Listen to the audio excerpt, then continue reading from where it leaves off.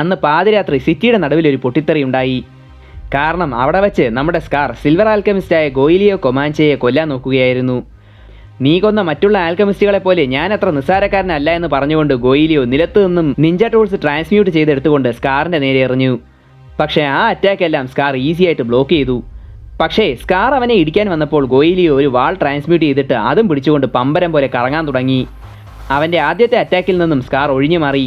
പക്ഷേ രണ്ടാമത്തെ അറ്റാക്കിന് വേണ്ടി ഗോയിലിയോ വന്നപ്പോൾ ഇപ്രാവശ്യം സ്കാർ ഒഴിഞ്ഞു മാറാതെ നേർക്ക് നേരെ അറ്റാക്ക് ചെയ്യാൻ വന്നു. ഇത്തവണ സ്കാറിൻ്റെ കാലിൽ വെട്ടുകൊണ്ടു. അത് കണ്ട ഗോയിലിയോ ആ നദിയുടെ കൈവരിയിൽ കയറി നിന്നുകൊണ്ട് സ്കാറിനെ കളിയാക്കാൻ തുടങ്ങി. പക്ഷേ സ്കാർ ഓൾറെഡി ഗോയിലിയോയുടെ വൈപ്പ് കാലിൽ ആൽക്കമി യൂസ് ചെയ്ത് കഴിഞ്ഞിരുന്നു. പെട്ടെന്ന് ആ കാല് തകർന്ന് ഗോയിലിയോ നദിയിലേക്ക് വീണു. ഗോയിലിയോ വെള്ളത്തിൽ മുങ്ങി താഴ്ന്നുകൊണ്ടിരുന്നപ്പോൾ പെട്ടെന്ന് സ്കാർ വന്ന് അവൻ്റെ മുഖത്ത് പിടിച്ചുകൊണ്ട് ഡിസ്ട്രക്റ്റീവ് ആൽക്കമി യൂസ് ചെയ്ത് അയാളെ കൊന്നുകളഞ്ഞു. ആ നദി അയാളുടെ ചോര കൊണ്ട് ചുവന്നു. അവിടെ നിന്ന് സ്കാർ നേരെ പോയത് സിറ്റിക്ക് പുറത്തുള്ള തൻ്റെ ഒളിത്താവളത്തിലേക്കായിരുന്നു. അവിടെ എക്സ് സ്റ്റേറ്റ് ആൽക്കമിസ്റ്റായ യോക്കിയുണ്ട്. അന്നത്തെ സംഭവത്തിന് ശേഷം പോകാൻ വേറെ ഇടമില്ലാത്തത് കൊണ്ട് യോക്കി ഇപ്പോൾ സ്കാറിൻ്റെ സഹായിയായിട്ട് കൂടിയിരിക്കുകയാണ്. അപ്പോഴാണ് സ്കാർ അവിടെ ഒരു കൊച്ചു പെൺകുട്ടി ഇരിക്കുന്നത് ശ്രദ്ധിച്ചത്. എടി കൊച്ചേ, നീ ആരാണ്? എന്തിനാണ് ഇവിടേക്ക് വന്നത്? സ്കാറിൻ്റെ ചോദ്യം കേട്ട ആ പെൺകുട്ടി തന്നെ സ്വയം പരിചയപ്പെടുത്തി. മെയ് ചാങ് എന്നാണ് അവളുടെ പേര്. തെരുവിൽ ബോധം കെട്ട് കിടന്ന അവളെ യോക്കിയാണ് അങ്ങോട്ടേക്ക് കൂട്ടിക്കൊണ്ടുവന്ന് ട്രീറ്റ് ചെയ്തത്. ഇതൊക്കെ കേട്ട സ്കാർ അവളോട് അധിക സമയം അവിടെ നിന്ന് ചുറ്റിത്തിരിയാതെ തിരിച്ചു പോകാൻ പറഞ്ഞു. ഈ സമയം സ്കാറിൻ്റെ കാലിലെ മുറിവ് അവൾ ശ്രദ്ധിച്ചു.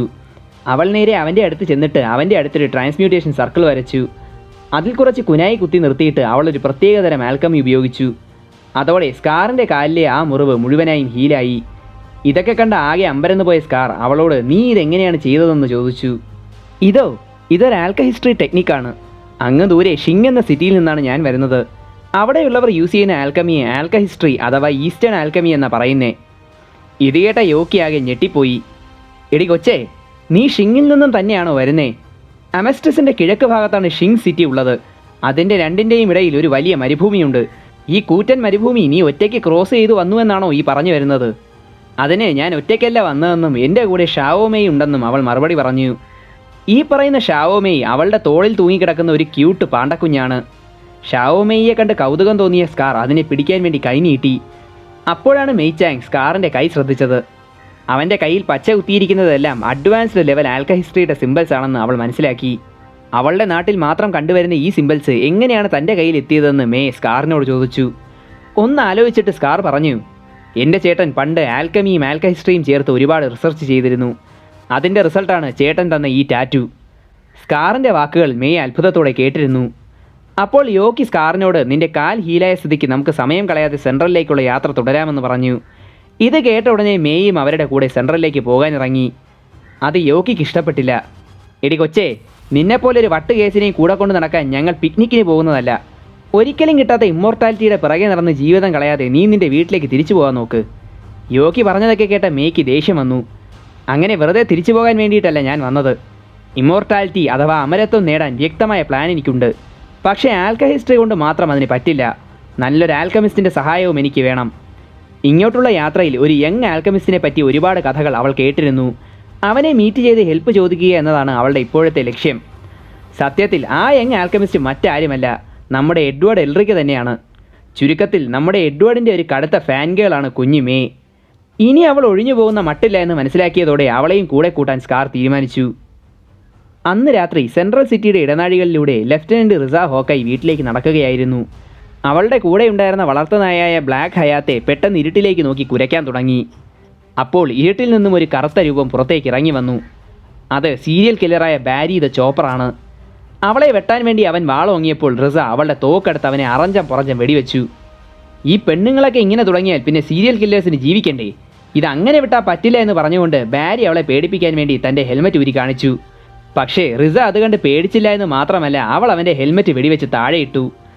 ആകെ പകച്ചുപോയ ബാരി എൻ്റെ ആർമർ കാലിയാണെന്നറിഞ്ഞിട്ടും നീ എന്താ പേടിക്കാത്തതെന്ന് അവളോട് ചോദിച്ചു.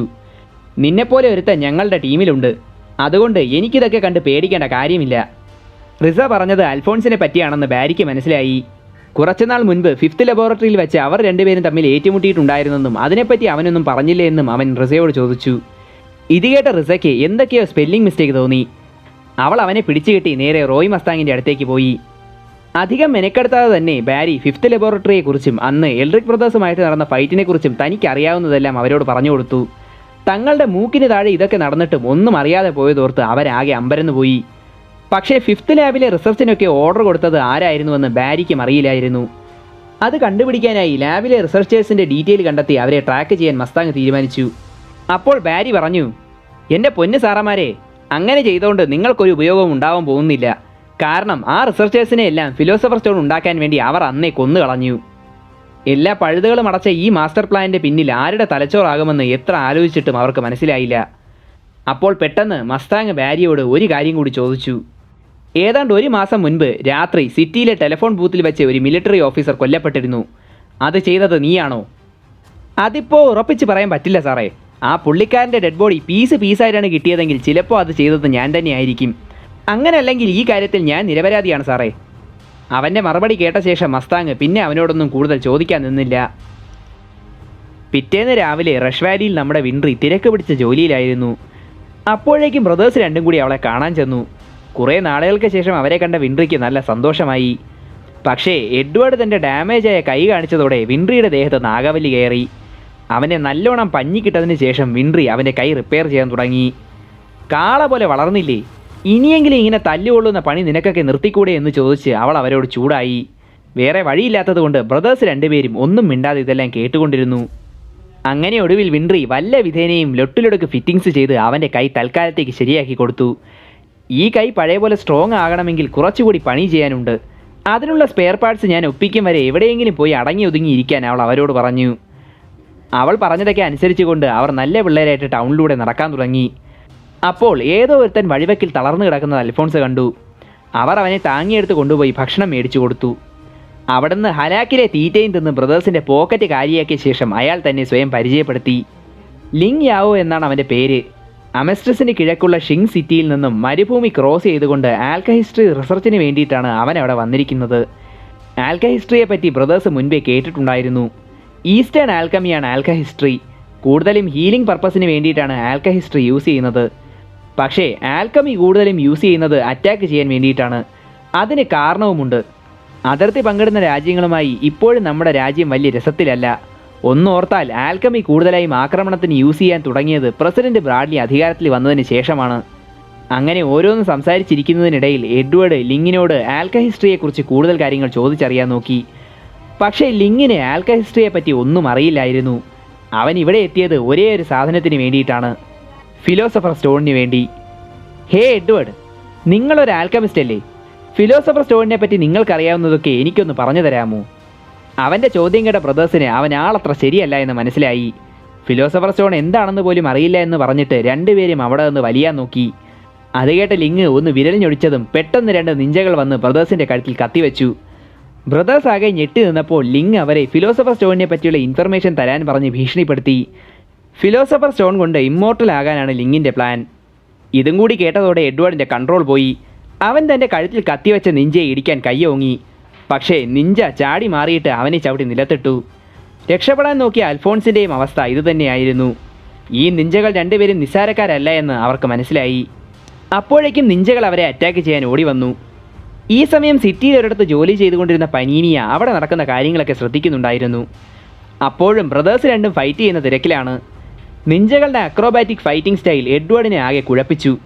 പക്ഷേ അവൻ അവരുടെ മാസ്റ്ററായ ലിങ് യാവോയെ ഒന്ന് കളിയാക്കിയതോടെ നിഞ്ചയ്ക്ക് ദേഷ്യം വരുന്നതായി അവൻ ശ്രദ്ധിച്ചു. അതുകൊണ്ട് അവൻ മാക്സിമം ലിങ്ങിനെ അബ്യൂസ് ചെയ്ത് സംസാരിച്ചുകൊണ്ട് നിഞ്ചയുടെ ടെമ്പർ തെറ്റിച്ചു. അതോടെ നിഞ്ചയുടെ മൂവ്മെൻറ്റ്സ് വീക്കായി എന്ന് മനസ്സിലാക്കിയ എഡ്വേർഡ് അവൻ്റെ കൂമ്പിനിട്ടിടിച്ചു. എന്നിട്ട് അവൻ ആ നിഞ്ചയുടെ മാസ്ക് ഊരി. ആ നിഞ്ച ഒരു സുന്ദരിയായ പെണ്ണാണെന്ന് കണ്ടപ്പോൾ നമ്മുടെ എഡ്വേർഡ് ആകെ ഷോക്കായിപ്പോയി. ഇതേസമയം നമ്മുടെ അൽഫോൺസ് മറ്റേ നിഞ്ചയുടെ അടുത്ത് നിന്നും ഓടി എസ്കേപ്പ് ആവാൻ നോക്കുകയായിരുന്നു. അപ്പോഴേക്കും പനീനി അവൻ്റെ അടുത്തെത്തി. അങ്ങനെ അൽഫോൺസും അവളും കൂടി ഒരുമിച്ച് ആ നിഞ്ചയെ നേരിടാൻ തീരുമാനിച്ചു. പനീനിയ തൻ്റെ കാൽമുട്ടിലെ ക്യാനൺ കൊണ്ട് നിഞ്ചയെ ഷൂട്ട് ചെയ്തു. ഇതേസമയം ആ നിഞ്ച പെണ്ണ് എഡ്വേർഡിൻ്റെ നേരെ ഒരു ഗ്രനേഡ് എറിഞ്ഞു. അങ്ങനെ ആ 2 ബോംബും അവിടെ ഒരുമിച്ച് പൊട്ടി. അൽഫോൺസിനെ അറ്റാക്ക് ചെയ്ത നിഞ്ച അവിടെ നിന്ന് ചാടി മാറിയെങ്കിലും ആൽക്കമി യൂസ് ചെയ്തുകൊണ്ട് അൽഫോൺസ് അയാളെ പിടിച്ച് ലോക്ക് ചെയ്തു വെച്ചു. ആ നിഞ്ച ശരിക്കും ഒരു വയസ്സനായിരുന്നു. ഈ സമയം പുകയുടെ ഇടയിലൂടെ ആ നിഞ്ച പെണ്ണ് എഡ്വേർഡിനെ തപ്പി നടക്കുകയായിരുന്നു. അപ്പോൾ അവൻ്റെ ഓട്ടോമെയിൽ ആർം അവിടെ കിടക്കുന്നത് അവൾ കണ്ടു. അവളത് എടുത്തു നോക്കിയതിൻ്റെ പിന്നാലെ എഡ്വേർഡിൻ്റെ ട്രാപ്പിൽ അവൾ വീണു. എഡ്വേർഡ് അവളോട് സംസാരിച്ചു കൊണ്ടിരുന്ന സമയത്ത് ആ വയസ്സൻ നിഞ്ചയും തൂക്കിയെടുത്തുകൊണ്ട് അൽഫോൺസ് അങ്ങോട്ടേക്ക് വന്നു. ഈ സമയം ലിങ് യാവോയും അങ്ങോട്ടേക്ക് എത്തി. അവൻ ബ്രദേഴ്സിന്റെ കഴിവുകളെ അഭിനന്ദിച്ചിട്ട് അവരുടെ കൂടെ നിന്ന് ഈ രാജ്യം കീഴടക്കാൻ വരെ പ്ലാനിടാൻ തുടങ്ങി. എഡ്വേർഡ് അവന്റെ മുഖത്ത് നോക്കി ചീത്ത വിളിച്ചിട്ടും ലിങ്ങിന് യാതൊരു എളുപ്പും തോന്നിയില്ല. അപ്പോഴേക്കും നാട്ടുകാരവരെ വളഞ്ഞു കഴിഞ്ഞിരുന്നു. ഇവിടെ ഉണ്ടാക്കിയ നാശനഷ്ടങ്ങളുടെ നഷ്ടപരിഹാരം തരാൻ അവരാവശ്യപ്പെട്ടു. ഇത് കേട്ട ഉടനെ ഞാൻ ഈ നാട്ടുകാരനല്ല എന്നും പറഞ്ഞ് ലിങ് അവിടെ നിന്ന് എസ്കേപ്പായി. ഈ അവസരം മുതലാക്കി നിഞ്ചകളും അവിടെ നിന്ന് അപ്രത്യക്ഷരായി. എഡ്വേർഡിന് ആൽക്കമി കൊണ്ട് ഇതൊക്കെ പഴയതുപോലെ ആക്കാവുന്നതേ ഉള്ളൂ. പക്ഷേ ഒരു കൈ പോയതുകൊണ്ട് ഇപ്പോൾ അവനെ കൊണ്ട് ആൽക്കമി യൂസ് ചെയ്യാൻ പറ്റില്ല. ഇത് മനസ്സിലാക്കിയ അൽഫോൺസ് ആ ജോലി സ്വയം ഏറ്റെടുത്തു. പക്ഷേ ആൽക്കമി യൂസ് ചെയ്യാൻ അവൻ ട്രാൻസ്മ്യൂട്ടേഷൻ സർക്കിൾ ഉപയോഗിക്കുന്നില്ല എന്ന് കണ്ട എഡ്വേർഡ് ആകെ ഞെട്ടിപ്പോയി. പഴയ ഓർമ്മകൾ തിരികെ കിട്ടിയതിന് ശേഷം അൽഫോൺസിന് ഇപ്പോൾ എഡ്വേർഡിൻ്റെ അതേ പവർ കിട്ടിയിരിക്കുകയാണ്. ഇത് മനസ്സിലാക്കിയ എഡ്വേർഡ് ആകെ ഡിപ്രസ്ഡായി. ആദ്യം ഉയരത്തിൻ്റെ കാര്യത്തിൽ അൽഫോൺസ് അവനെ തോൽപ്പിച്ചു. ഇപ്പോൾ ആകെ ഉണ്ടായിരുന്ന പവറിൻ്റെ അഡ്വാൻറ്റേജും കൂടി പോയതോടെ ഇങ്ങനെയാണേ ഞാൻ കളിക്കണില്ല എന്നും പറഞ്ഞിട്ട് എഡ്വേർഡ് അവിടെ കിടപ്പായി. അന്നത്തെ അടിയും ബഹളവും ഒക്കെ കഴിഞ്ഞിട്ട് വൈകുന്നേരം ബ്രദേഴ്സ് രണ്ടും കൂടി വിൻറി ജോലി ചെയ്യുന്ന മിസ്റ്റർ ഗാർഫീൽഡിൻ്റെ വർക്ക്ഷോപ്പിലെത്തി. അവർ അകത്തേക്ക് കയറിയപ്പോൾ മിസ്റ്റർ ലിങ് അവിടെ ചായയും കുടിച്ചിരിക്കുകയാണ്. എഡ്വേർഡിൻ്റെ ഫ്രണ്ടാണെന്ന് പറഞ്ഞാണ് അവൻ അവിടെ കയറി ഇരിക്കുന്നത്. എന്നെ നിഞ്ചകളെ കൊണ്ട് കൊല്ലിക്കാൻ നോക്കിയ നീ ഏത് വകയിലാണ്ടാ എൻ്റെ ഫ്രണ്ടായെന്ന് ചോദിച്ചുകൊണ്ട് എഡ്വേർഡ് അവൻ്റെ ഊരിപ്പോയ ഓട്ടോമൊബൈൽ ആർം കൊണ്ട് ലിങ്ങിൻ്റെ കർണത്തടിച്ചു. ഒന്ന് ശാന്തനാകൂ കൂട്ടുകാരാ, അവർ പ്രൊഫഷണൽ കില്ലേഴ്സ് ഒന്നുമല്ല. ആ പെണ്ണിൻ്റെ പേര് റാൻഫാൻ എന്നാണ്, ആ വയസ്സൻ്റെ പേര് ഫൂ എന്നും. രണ്ടുപേരും എൻ്റെ ബോഡി ഗാർഡ്സാണ്. കാരണം ഞാനൊരു എംബററിൻ്റെ മകനാണ്. അവനത് പറഞ്ഞു തീർന്നതും ബ്രദേഴ്സ് രണ്ടും കൂടി ചിരിച്ചൊരു വഴിക്കായി. ഏത് ഒരു കാലി ചായക്കുള്ള ക്യാഷ് പോലും എടുക്കാനില്ലാത്ത നീ ഒരു പ്രിൻസ് ആണെന്നോ? എഡ്വേർഡിൻ്റെ ചോദ്യം കേട്ട് ദേഷ്യമെന്ന റാൻഫാൻ അവിടെ നിന്നൊരു കുനായി എടുത്തെറിഞ്ഞപ്പോഴാണ് അവരുടെ ചിരി നിന്നത്. ഒടുവിൽ മിസ്റ്റർ ലിങ് അവരോട് തൻ്റെ കഥ പറയാൻ തുടങ്ങി. ഷിങ് സിറ്റിയുടെ എംബററിൻ്റെ കീഴിൽ ഏതാണ്ട് 50ഓളം ക്ലാനുകളുണ്ട്. അതിലെ ഓരോ ക്ലാനിൻ്റെയും തലവൻ്റെ മകളെ എംബറർ കല്യാണം കഴിക്കും. അങ്ങനെ ഇപ്പോൾ അവൻ്റെ അച്ഛന്, അതായത് എംബററിന് മൊത്തം 44 മക്കളുണ്ട്. അതിൽ 12ാമനാണ് അവൻ. ഇപ്പോൾ എംബററിൻ്റെ ഹെൽത്ത് അത്ര നല്ല കണ്ടീഷനിലല്ല. അടുത്ത എംബററിൻ്റെ സ്ഥാനത്തിന് വേണ്ടി മക്കളും അവരുടെ ക്ലാനുകളും തമ്മിൽ തല്ലു തുടങ്ങിക്കഴിഞ്ഞു. ഇപ്പോൾ ഈ സാഹചര്യത്തിൽ ഞാൻ ഇമ്മോർട്ടാലിറ്റിയുടെ സീക്രട്ട് കണ്ടുപിടിച്ച് കഴിഞ്ഞാൽ എനിക്ക് എംബറർ ആവാനുള്ള ചാൻസ് കിട്ടും. അതിനാദ്യം ഫിലോസഫർ സ്റ്റോണിനെ പറ്റി അറിയണം. അതിന് നിങ്ങൾ എന്നെ സഹായിക്കണം. ലിങ് പറഞ്ഞതെല്ലാം കേട്ടിട്ടും എഡ്വേർഡിൻ്റെ മറുപടി നോ എന്ന് തന്നെയായിരുന്നു. നിനക്ക് പൊളിറ്റിക്സ് കളിക്കാനുള്ള സാധനമല്ല ഫിലോസഫർ സ്റ്റോണെന്ന് അവൻ ലിങ്ങിൻ്റെ മുഖത്ത് നോക്കി പറഞ്ഞു. ഇത് കേട്ടിട്ടും ലിങ്ങിൻ്റെ മനസ്സ് മാറിയില്ല. എനിക്ക് വേണ്ടത് കിട്ടും വരെ ഞാൻ നിന്റെ കൂടെ ഉണ്ടാകുമെന്ന് പറഞ്ഞ് അവനൊരു ഇത്തിൽ കണ്ണി പോലെ അവരുടെ കൂടെ കൂടി.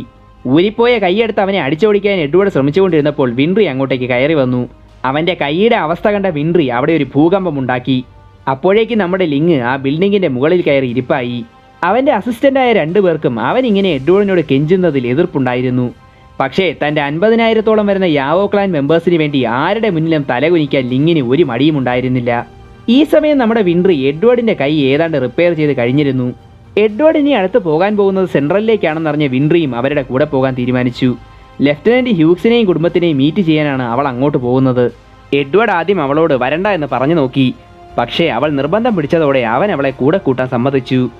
അവർ അങ്ങനെ സംസാരിച്ചു കൊണ്ടിരുന്നതെല്ലാം ഒളിഞ്ഞു നിന്ന് കേട്ട മിസ്റ്റർ ലിങ്ങും അവരുടെ കൂടെ സെൻട്രലിലേക്ക് പോകാൻ തീരുമാനിച്ചു. ഈ സമയം ദേശത്തെ മറ്റൊരു വഴിയിലൂടെ ഇരുട്ടിൻ്റെ മറവ് പറ്റി ഒരു കാളവണ്ടി പോകുന്നുണ്ടായിരുന്നു. അതിൻ്റെ ഉള്ളിൽ നമ്മുടെ കുഞ്ഞു മേയും ഒപ്പം സ്കാറും ഇരിപ്പുണ്ട്. അവരുടെ യാത്രയും സെൻട്രലിലേക്ക് തന്നെയായിരുന്നു.